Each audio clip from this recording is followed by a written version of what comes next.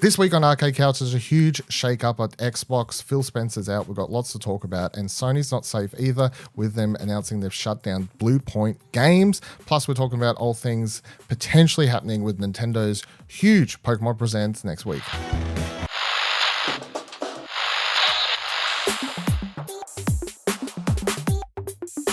Hello and welcome to Arcade Couch, the best place to chill your friends, get your game goodness each and every Monday. My name's Dylan Blight. Joining me on the couch this week, Ash Hobley. Hey Dylan, I'm excited to be here for a crazy week of video game news. Crazy week of, business stuff is happening. People were, on holidays in January. All the execs got back to work, It seems. And, Excited to be here for a week of news where everybody definitely told the truth exactly about what was happening. Yeah, because there's no one would ever lie. There's definitely no conspiracy theories that could definitely be spun out of any of the news that we're about to talk about today. No, you couldn't extrapolate on any of it. That's crazy. Let's do that. So the biggest news story, of course, of the week is what's happened over at Xbox, where I would say shocking. I mean, it's not something I would have had on my bingo card to have happen this year, to be honest. But Phil Spencer has announced that he's retired he's just retired. It's what happens when you make billions and millions of dollars, I guess. Retired. So he's left Xbox, head of Xbox.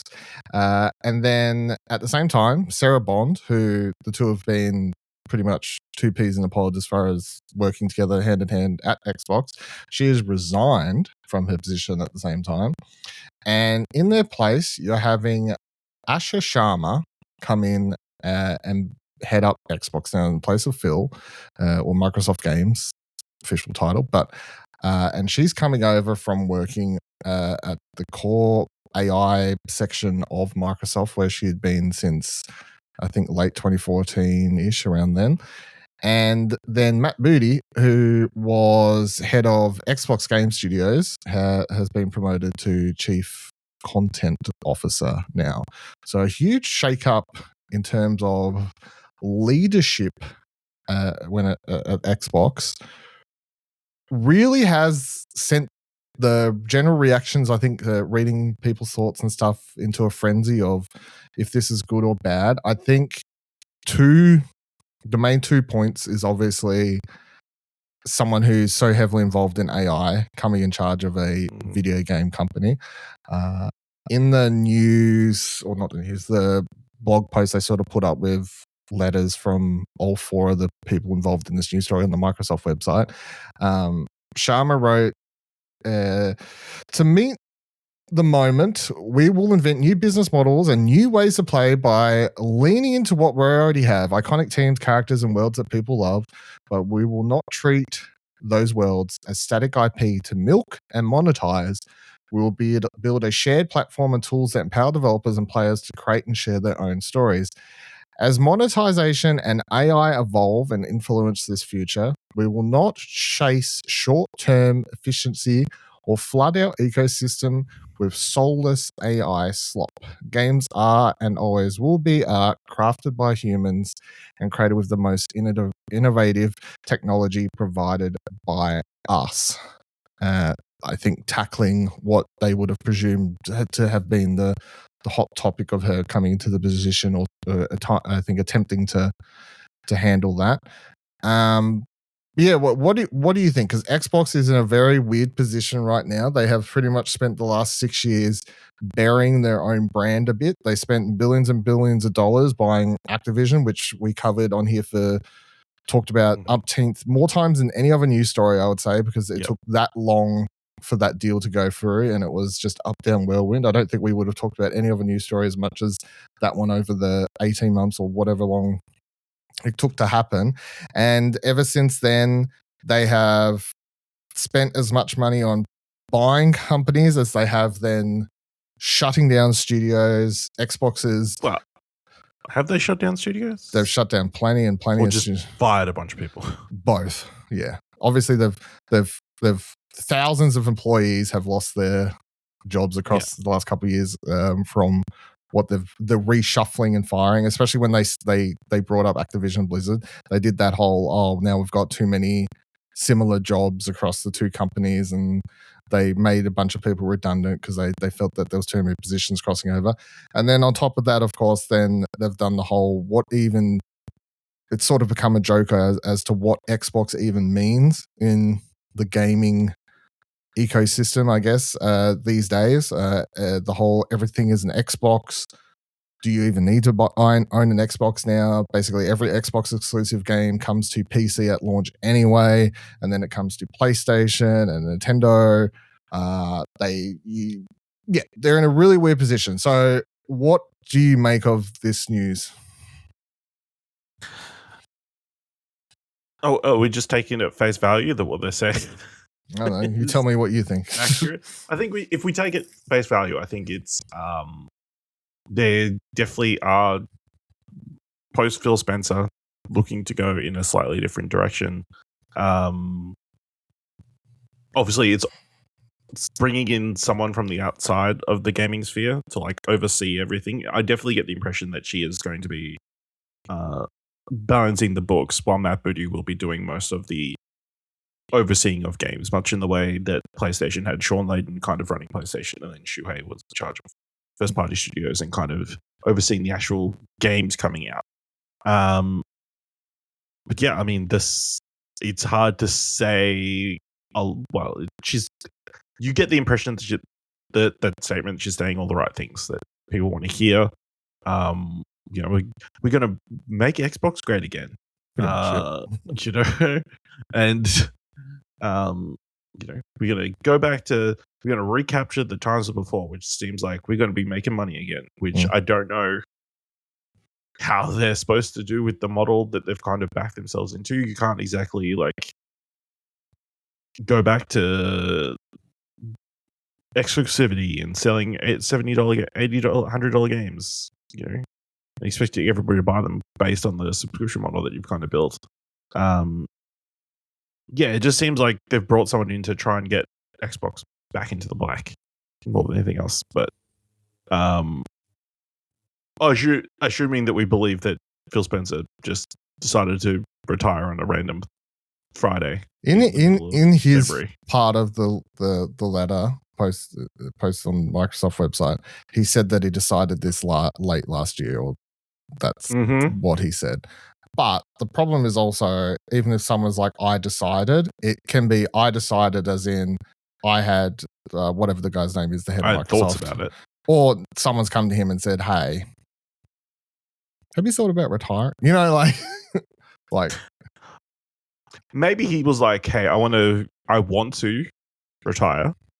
I want to maybe see out the year. Obviously, there's lots of, I think it's like a big, I heard someone else like talk about it's a big year for Xbox, whether it's the 30th anniversary or whatever. I'll see out the year, oversee whoever's coming in next and that kind of thing. And maybe Xbox was like, we know you want to retire. Maybe we just move that up a little bit, because of our own plans of what we want the future to be. We want to get kickstarted as soon as possible. It's actually Sarah Bond who's staying on as a advisor to her for the next few months. Isn't it Phil? No. Phil's just done. Like, he finishes up. I thought she resigned and she was done. No, so she's got she's been given a advisor title after she's left, and she's vacated her role, but she's the one who's staying on as the advisor, and Phil's gone as of next week.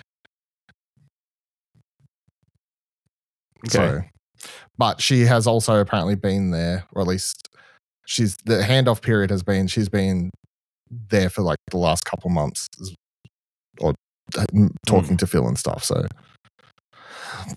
yeah, I think everybody is very suspicious around this just because of the release of the news. Usually when there is some sort of succession plan, it's announced beforehand. You try and, like, especially in the gaming space where a lot of fans are overly invested and want to know who's in charge, and want to know who's kind of making who's overseeing these major companies. Like, they want to be able to. They want their transition. They don't want just sudden change. Mm-hmm. They want they want Phil to announce it now. Hey, this is my last year, and they have a year to prepare for him to leave. They don't want wake up. Oh, he's gone. Yeah. Listen, they want the John Cena retirement. Pretty much. They don't want AJ Styles suddenly losing it. Yeah. The video game industry is also a weird one where people do get very attached to the heads of the companies. Of all three of the major ones. And anytime there's a shakeup, people do want that John Cena retirement tour for them and don't want to hear if there's any like inkling of oddities, people start sniffing around. It's a weird thing for the video game industry because it doesn't happen in the film or TV industry. Yeah. But this does feel like maybe there was a rug pull. Like I feel there might be a little bit of Phil Spencer like saying the right things to like save face for the company to a degree. Mm-hmm. Just because a lot of things are lining up. Like Xbox has not been very successful, and like it hasn't been performing as strongly as it has. And Microsoft is throwing money down a AI hole that doesn't seem to be getting in return. So they need to start making their stock prices down. It's like coming up to the end of the fiscal year in the US. It's like we need to make some changes that will like boost shareholder, confidence and that kind of thing. So we're going to bring in someone new, refresh everything. I think the other shocking thing is that Sarah Bond was a long time thought as the next in line. Yeah, it was like if Phil leaves, she'll take over. Yeah, yeah, and that she's just quit. Yeah, that doesn't look good. Yeah, it's just odd, especially when there was no statement from Sarah yesterday. No, as far as I'm aware. No, there was no statement. It's literally in Phil's statement. He says, like, pretty much says something for her. Like, Sarah's been such a great asset, blah, blah, blah, blah. But she has no statement. Yeah. Which is odd. Whether it's like she could see the writing on the wall and she's like, I'm out. or she was overlooked, which is, I don't know which one's worse. I mean, if she was overlooked,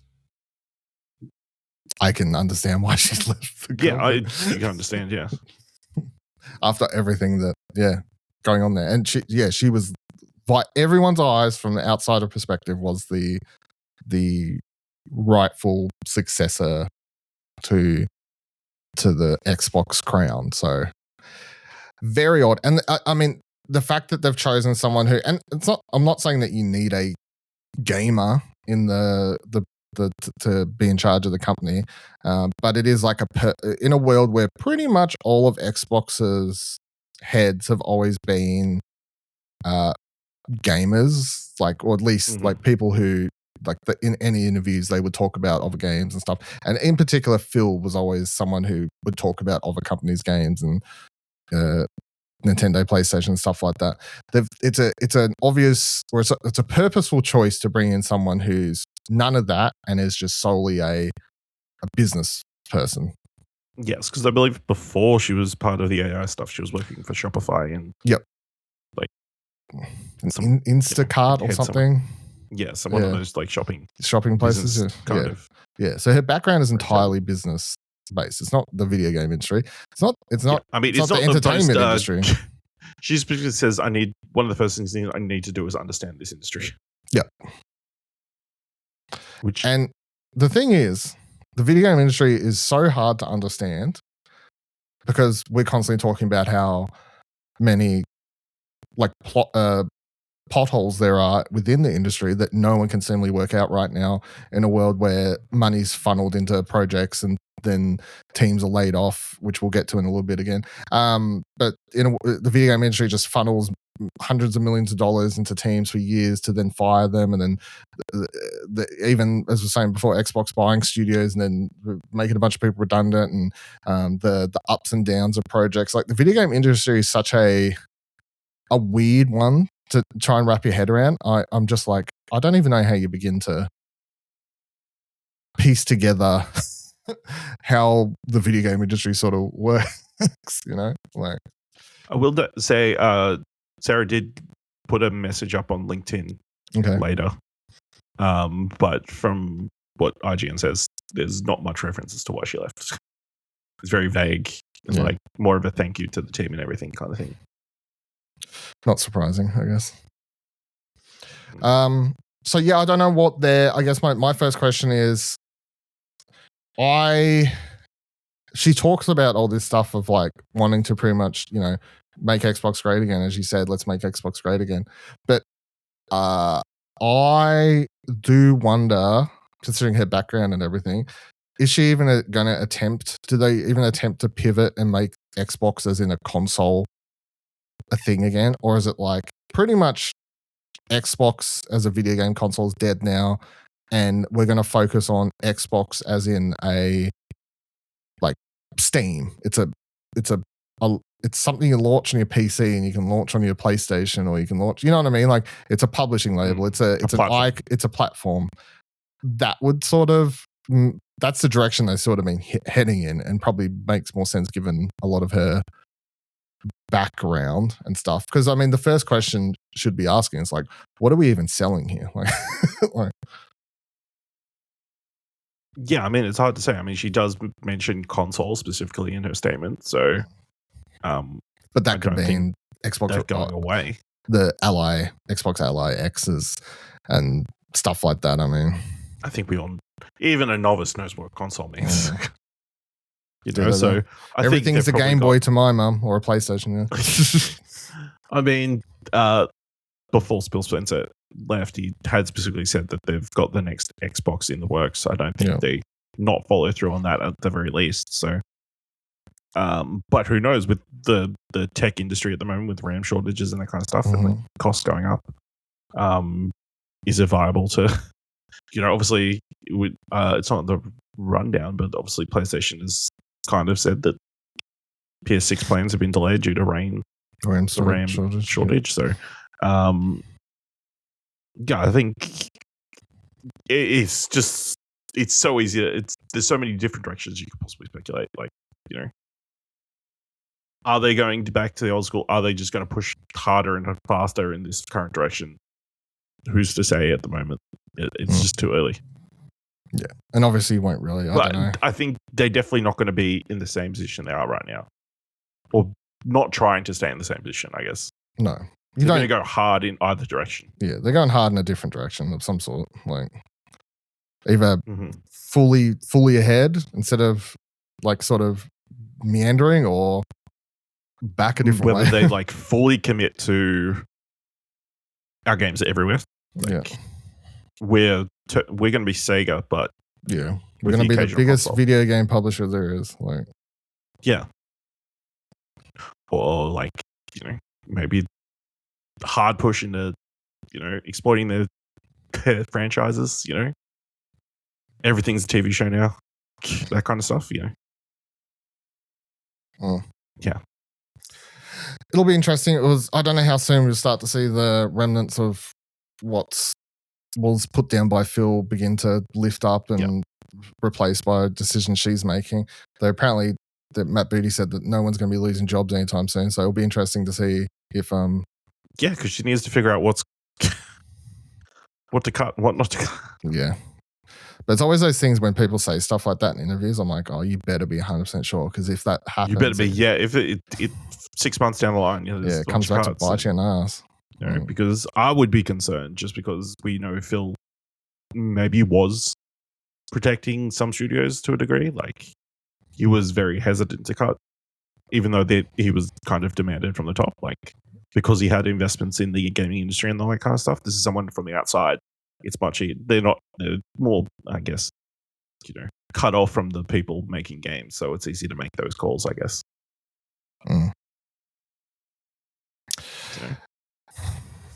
Yeah, well, it'll be really interesting to see what Xbox's first, what they call their things, whatever they call. Well, it'll be, I don't know, developer.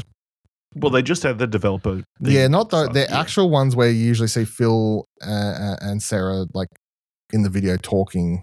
They have their little segments and stuff, like a full, like a proper Xbox, whatever they call it, like a showcase. We'll probably, like, you'd get one in June. Get some games first, Yeah, be interesting to see what's in that, if that has any semblance of the direction we're heading in and what we're doing. And then if she speaks in that, but the thing is, she might not want to be. Or does Matt Booty just become the face? Yeah, that's Xbox? The thing. Does she even want to be considered a face of the brand, or is Matt Booty, who he already does appear in, like he's always appeared in the videos and spoken and had little stuff. Does he just become the face of Xbox because he's a known?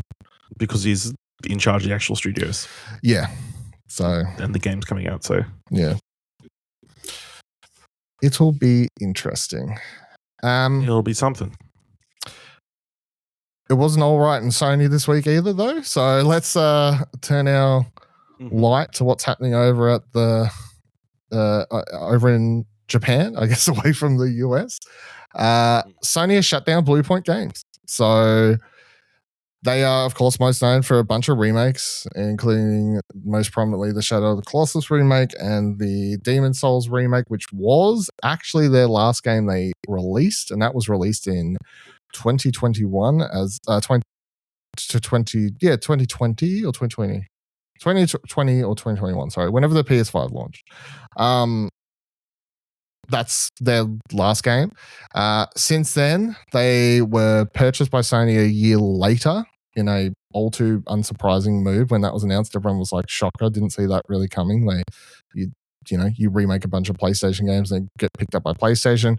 We talked about that on Platinum Explosion, RIP. And it was not a shocking piece of news at the time. But as reported by a lot of people, including Jason Schreier over at Bloomberg, for what they had been working on was a live service. There's those words. God of War game, which they reportedly began working on pretty much straight after they helped do some work on God of War Ragnarok, which is what they were doing, helping Santa Monica on that for a little bit. I'm not really too sure what, but they were helping them out in a little bit there. They were a smallish team of, I think they're around 70, 80 people now. They might have been 60, 70 at the time. I don't know. But they, after wrapping up that, they got this God of War live service game that was cancelled in January 2025. And then since then, they have been doing nothing until this week, where Sony has announced that the studio's kaput. So, very interesting. The other thing I noted in my news story piece here was it's that in a funny spotting, Sammy Barker over at Push Square pointed out that the PlayStation Twitter account, at least at the time of recording, they haven't posted anything for days, which is very funny for they usually post a lot more, like daily or something. But they haven't posted anything since the news broke. And then their last post on social media was about Marathon coming out. And you just look through the responses to that tweet, and it's just everyone going off their absolute ballistic about Bluepoint being closed, because it was also a studio that everyone had hoped / assumed might have been working on the long hoped Bloodborne remake, which now everyone's annoyed that that's not happening, or presumably not happening, given this is everyone's hopes and dreams from Bluepoint Games. What do you think about this news this week as well? I mean, it's very surprising, just because they're such a recent acquisition. They've got such a pedigree of doing their thing. But I think, this is just the continued fallout of the live service strategy. And we've seen so many studios kind of being heavily affected by it. But I guess we'll never kind of know, but why Bluepoint, of all the studios that were kind of affected, I'm sure there's a ton of studios that we haven't seen produce anything in a while, that are still got their doors open and that kind of thing. I think, obviously the apparent God of War live service game was probably never going to pan out, but also taking one of the studios that are best known for revamping video games and putting them onto something like that seems like a very strange move. And we'll never know whether it was PlayStation higher ups deciding, Bluepoint, we want you to make this kind of game, or Bluepoint leadership choosing to pitch that type of So title. I was reading something, and I can't. There's no way for me to really vet it to say if it's 100% true or not. But where someone reckoned that it's like not my uncle's friend, but like I don't know. But they were saying apparently that Bluepoint pitched the game, but the asterisk on that is that Sony was wanting pitches for live service games. Yeah. So if it's like we need studios to pitch live service games, Is it the chicken or the egg? Yeah. and they pitch, okay, let's do a God of War one because they just come off helping with it. Then I'm like, I don't know if it's really their fault or again, it's Sony, and we know at that time with old Uncle Jim over there who. Mm-hmm. If you ever were listening to do the math, was Jim Ryan in charge in 2021 when they acquired Bluepoint? I don't know if he was quite in charge, but the fallout was still happening. Obviously, by the time Herman Hulse comes in, I think Herman might have just come in. But even if Herman was in, you still were. He would. You know what I mean? This is the same as talking about the changes of Xbox. Like, how long does it take to steer the ship away? He was in charge. Yeah, he came in 2019. So, yeah, I mean, it's all Jim Ryan's fault. Yeah, well, I mean, I blame everything that PlayStation plummeted into the live service nonsensical. And in my opinion, and we're still in it, in my opinion, the dark years of PlayStation, this PlayStation cycle here. The Jim Ryan era is just a terrible, terrible, terrible period. And if you ever listen to Platinum Explosion's last run of year, I just less and less I cared to talk about because Jim Ryan just as far as I'm aware just was killing the company. We're just live service nonsense was the focus, and we're still seeing the fallout from that. Let's make 13 or whatever ridiculous number of live service games. Like, what idiotic chasing the money instead of, again, this is the thing. This is the biggest problem with the video game industry is video games, much like film, art form, and you see this in film as well. But then when it gets so tied to money, people start making choices about chasing the money, and you have a bunch of really talented people who want to make interesting projects stuck on making fucking rubbish to try and chasing money. Like, hamster on the wheel, ridiculous. Yeah, it's just interesting because obviously during that run, around the time they bought Bluepoint, they did a bunch of acquisitions, like whether just to kind of consolidate or look better against Xbox with their giant Bethesda Activision kind of purchases. Obviously, Firewalk Studios closed. Nothing. That was a big multiplayer game that never came out. Did nothing. Yep. They also had Neon Koi, the mobile game that amounted to nothing. Now, Bluepoint, they decided to close only 5 years after purchasing. Yep. Things don't look great for Haven Studios. No. Is Firewalk is Fair Games ever going to come out? Who's to know? I mean, a lot of the other purchases, support studios. Housemarque has been one of the Housemarque's success. Ben Studio's been pushed into a support studio.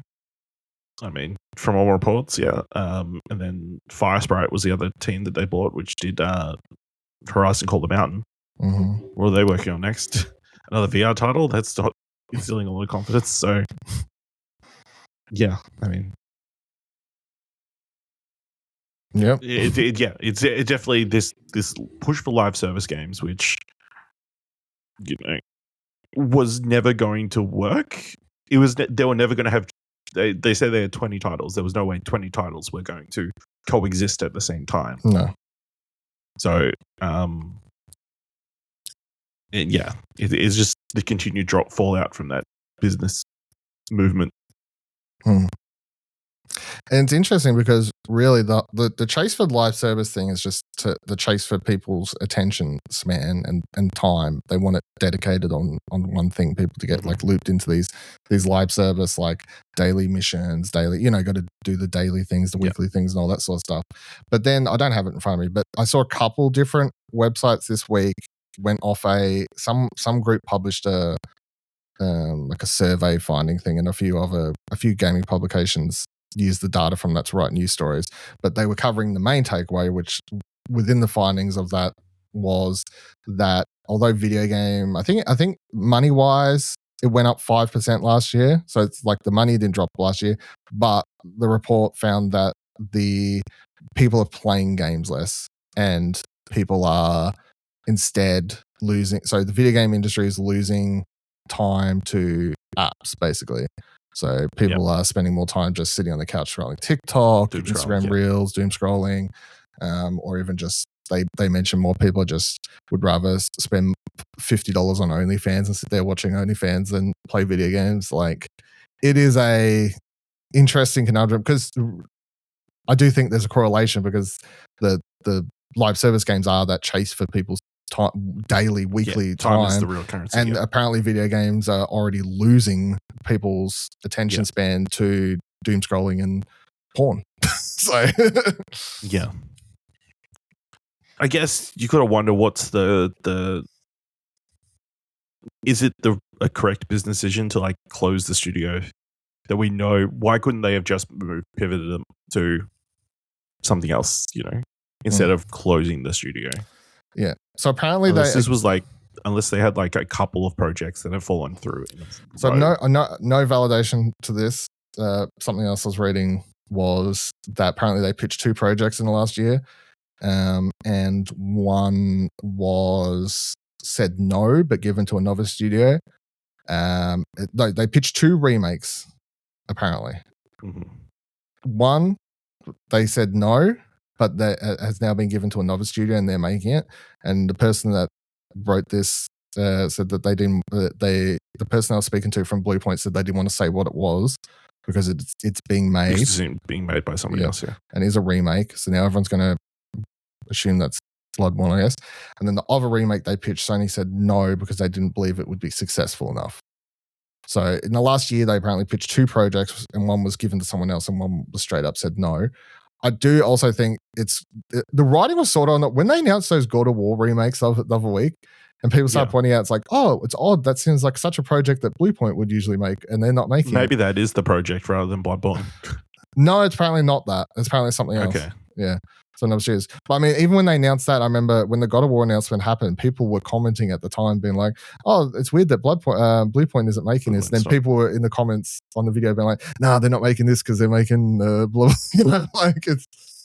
Well, I mean, the question is, why doesn't Sony just say we want you to make blah blah blah, and obviously there would be a degree of like maybe not the most passionate about it, but I'm sure you could find people who would be super passionate about that too, like on the creative side too, like at least keeps the studio alive. And we've talked about, was it last week even, how big? Yeah, last week, how someone like Konami, they've really siphoned the remake remaster thing to keep the money bank going, and how even the God of War remake thing is the same sort of thing. It's like until the next one, it helps you get the next project going. So it's interesting why they didn't just be like, okay, like find a franchise and IP, because as much as I don't love this constant need for remakes and remasters, they do well, or else people wouldn't keep doing them. And they don't even need to do that well because they're usually more cost efficient than stuff. So they could have had Bluepoint, because Bluepoint's known as like the full remake team, and then is it Nexus? Nixon, whatever it is. Nexus, the port team. The port team that Sony brought, who's been doing the port work and also helping with bring just everything remastered, PC. But not like, they bring it to PC and they can do some of the remastering. It's just like slightly shine it up sort of stuff. It's like, okay, we had one that could have been doing the full remakes, another one that's happily doing the porting and the shining up remastery stuff. So it's odd. It's odd because you've got a studio like Bend who hasn't really put anything out in a while. They've done anything since Days Gone. You've got and I only say them because we still think like a pretty big team, like staff wise. The rumor for them is currently Uncharted, but then Media Molecule is still plugging away. Nothing's in streams. Yeah, apparently they're working on a new IP now. So Yeah. I mean, those are the only two that have been around a while and that haven't got a return on something in a while. Hmm. I mean, yeah, I mean, it just seems. It always seems like an odd choice to close a studio that has a bunch of staff and a bunch of experience and all that kind of stuff. Just to eventually them go somewhere else. You could just keep it and like retry again. I guess it's hard to say. I would love to one day have an actual gaming business person talk about the decisions behind closing a studio, like the cost benefits of closing or committing to another. Well, I guess cycle. It's like 70 people, salary, haven't put out anything for 5 years. That's the cost benefit, I guess. Like, you're paying 70 people's salaries plus keeping a building on, however much that costs. Yeah, but then if you have the belief that they could at least give you another 2 titles. Well, I guess they down don't the line, believe is the problem. Yeah, that's the thing. Yeah. It's going to be like, how many years? But also, it's like that whole, because apparently with the God of War thing, unsurprisingly, every time they showed the game to people at PlayStation, including presumably like Herman Holst and others, it was not going very well. Unsurprisingly, because they're a studio that has never done those sorts of things. And the whole reason that PlayStation said they pretty much brought Bungie was to help solve this issue of their studios that they all wanted to make live service games, not having the experience to make live service games. And then they keep canceling the live service games because they say they're not going to work out well. And they don't, like 2 of them, 2, 3, 4, however many, cancel before we even see the first trailer or even a single announcement of them because they were like, oh, it wasn't working out. Well, yeah, because you've got these fucking, you've pivoted fucking the goalkeeper into left wing. You know what I mean? Like, Dylan does a sports analogy. Yeah, not solid. You could have just I mean, it's interesting because again, we've talked about it before. It's like you never see a new studio nail a big game first time out the box. No, it always takes a few projects in before they can be consistently successful. That's why these legacy studios are the most frequently delivering the best games because they've got people there who've had experience of Insomniac, Naughty Dog, several years, and the infrastructure and all that kind of stuff.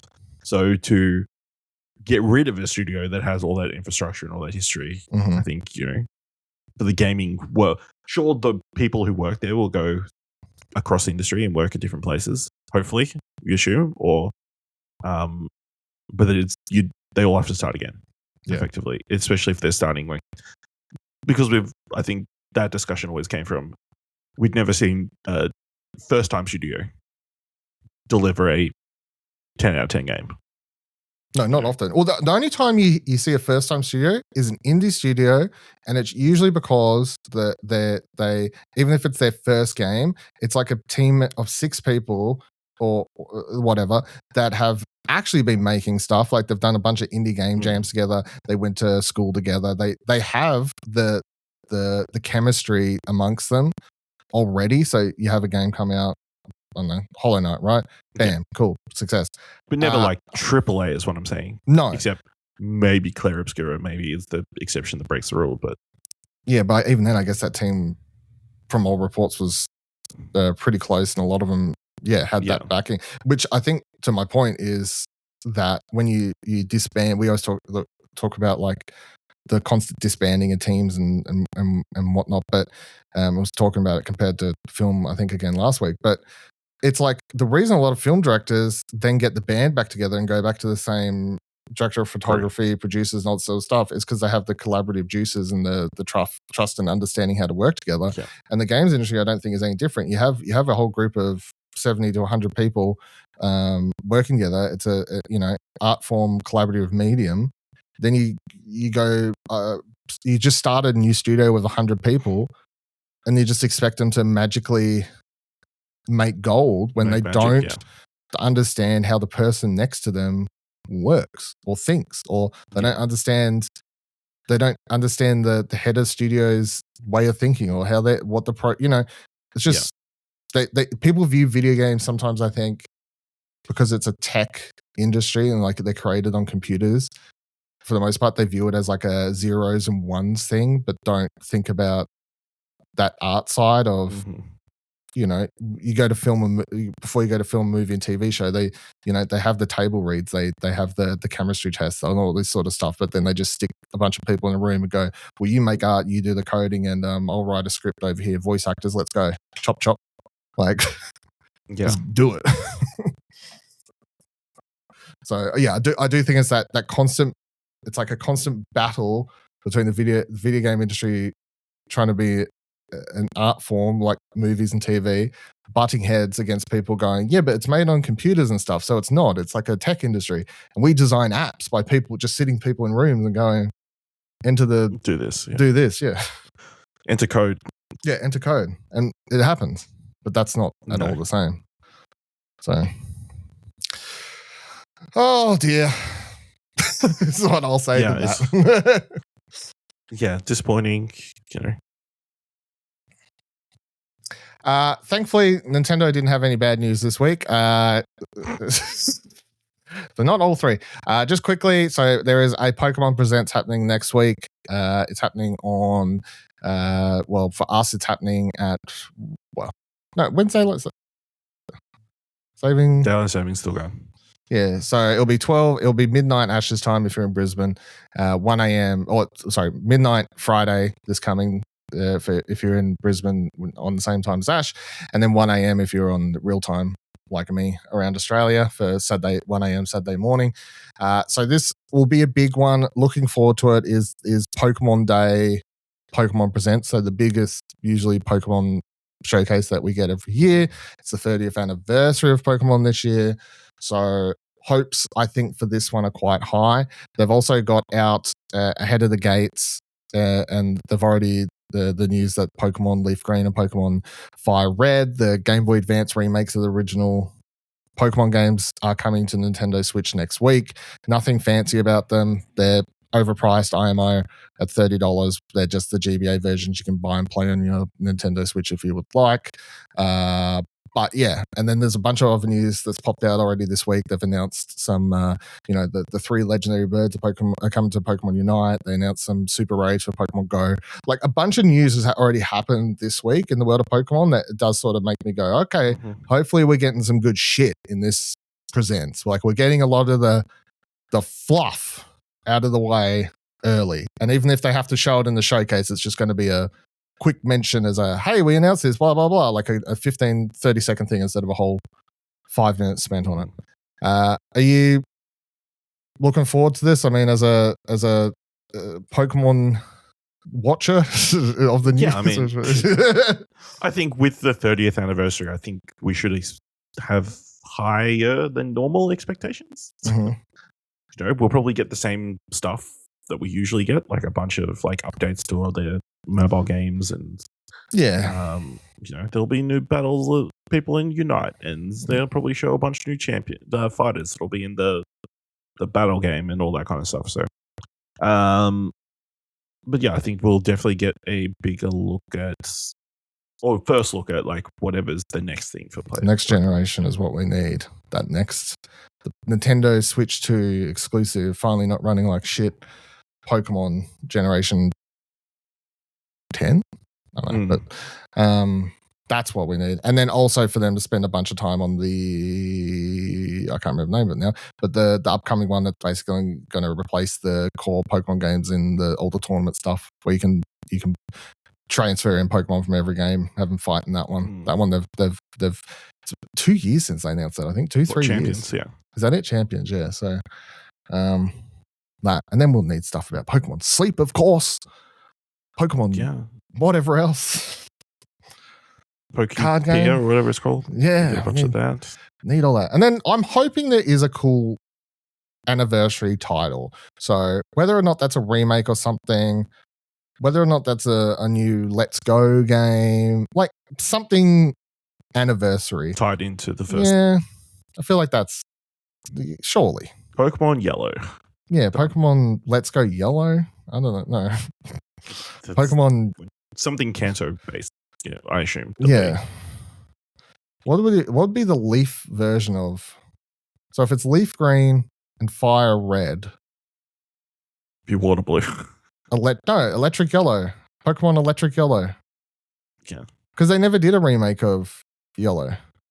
Yeah, so, with Pikachu with you. Yeah. Yeah, with the Pikachu with you. So that would make sense. And that would also potentially tie in. It's like, hey, the other two games, they're just coming to Nintendo Switch.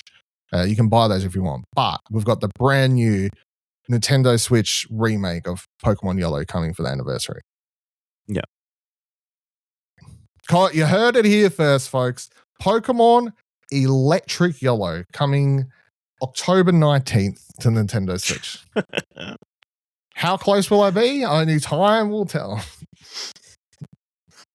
Yeah, potentially. I mean, it wouldn't be too difficult. You just pull the stuff from Let's Go, which is, I assume they'd want to make it 3D like Let's Go.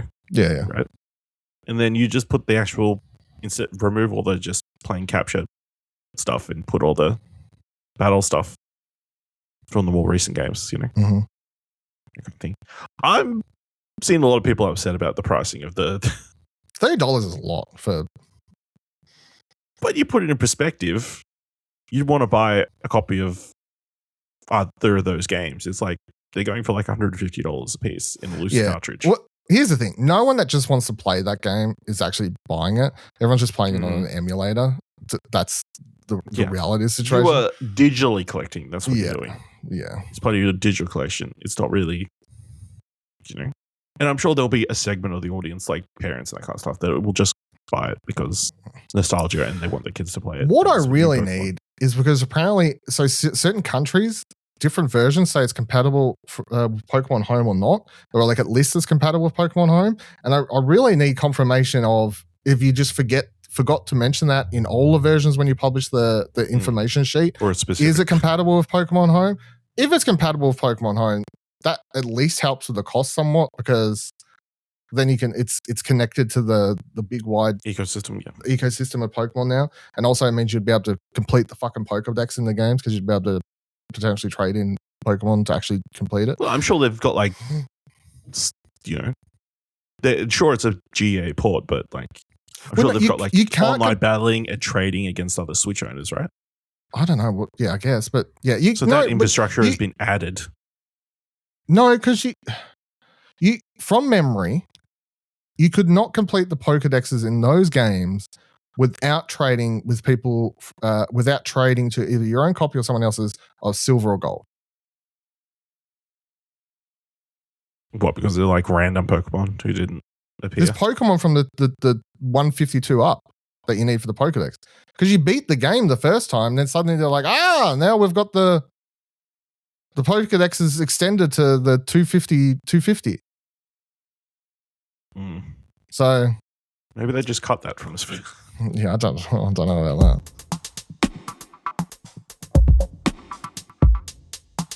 All right. So I finished up my review for God of War Sons of Sparta. That's up on explosion.com if you want to check it out. Gave it a 6. Finished that one up. I might get the platinum. I think I've done nearly everything. I'm messing around. I need someone to put out a good guide to help me just maybe spend an hour with listen to a podcast, just go find the last few collectibles. So I don't really want to waste my time wandering around myself. Yep, to be honest. But otherwise, yeah, my thoughts haven't really changed on that since last week, to be honest. I didn't mind the way it ended. I think the core message is the same. It's sort of just about Kratos. The moral of the story is he's trying to tell Calliope pretty much that sometimes doing the right thing isn't always what someone tells you. Yeah, that was pretty much what the moral of that story was. Yeah, important lesson. And then this week, I haven't got a review up yet, but I will write a review, but I only finished it last night, I think. But so I finished Reanimal, which was of course, the new game from the studio that was making the Little Nightmare games, Little Nightmares 1 and 2. Now Little Nightmares 3 has just been made by someone else. I can't remember, but that's still published by Bandai Namco. Anyway, this is made by Tarsier, I think is how you say it. But So this is a really cool game. It is like visually, it's got such an interesting style and distinct world. It is, I wouldn't say scary, but it's definitely it'd be scary enough for you because you're a little baby. But it's mostly creepy, I guess, is what I would say. You play as well. I played it single player. You can play the entire game in co-op, but the game begins with it's straight away. You've got like a style to this thing. It's like it begins with a bunch of kids looking down a well, and then all this stuff happens, and suddenly you just wake up. And when you play it by yourself, you play as the boy, and it's like you drive this boat across this ocean. Suddenly, you just rescue this girl out of the water, and then I presume if you're playing co-op, obviously the person plays as the girl.